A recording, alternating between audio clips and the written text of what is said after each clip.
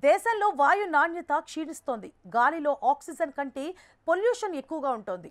అచ్చమైన స్వచ్ఛమైన ఆక్సిజన్ ని ఊపిరితిత్తుల నిండా పీల్చుకోవాలని ఆశపడే ఢిల్లీ వాసులు కూడా ఆశ్చర్యపడే వార్త ఇది. దేశంలో వాయు నాణ్యత అత్యంత అధ్వానంగా ఉండే నగరం ఢిల్లీ. ఇప్పుడు ఫస్ట్ ప్లేస్లో లేదు. ఢిల్లీలోని టాప్ వాయు కాలుష్య ప్రాంతాల్లో హర్యానాలోని దారుహెరా మొదటి స్థానంలో నిలిచింది. హర్యానాకి చెందిన రోహ్తక్కు రెండో స్థానం దక్కింది.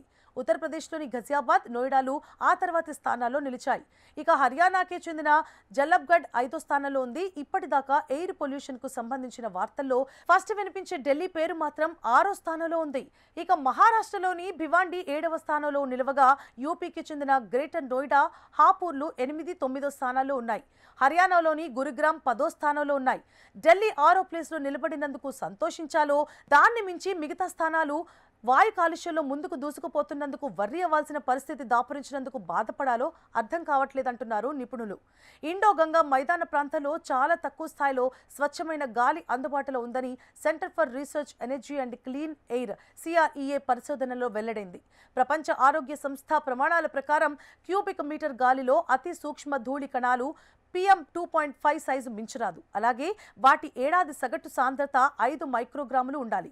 ఇక ఒకరోజు వ్యవధిలో ఈ స్థాయి 15 mgలకు మించరాదు. జాతీయ వాయు నాణ్యత ప్రమాణాల ప్రకారం వీటి స్థాయి 40 నుంచి 60 mgల మధ్య ఉండాలి. అయితే గత నెలలో అనేక ప్రాంతాల్లో PM2.5 సాంద్రతలు ఎక్కువ మోతాదులో నమోదయ్యాయి. సెప్టెంబర్తో పోలిస్తే ఇది చాలా అధికం.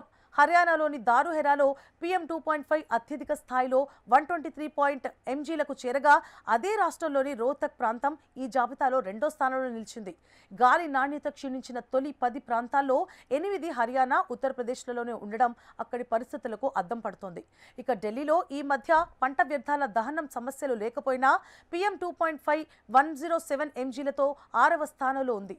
స్వచ్ఛమైన వాయు నాణ్యతను నమోదు చేసే నగరాల సంఖ్య సెప్టెంబర్లో 170 ఉంటే అక్టోబర్ నాటికి వాటి సంఖ్య 68కి పడిపోయింది. వాయు నాణ్యత క్షీణించి PM2.5 స్థాయి పెరగడం వల్ల లక్షలాది మంది శ్వాసకోశ, హృదయ సంబంధిత సమస్యల బారిన పడే అవకాశం ఉంది.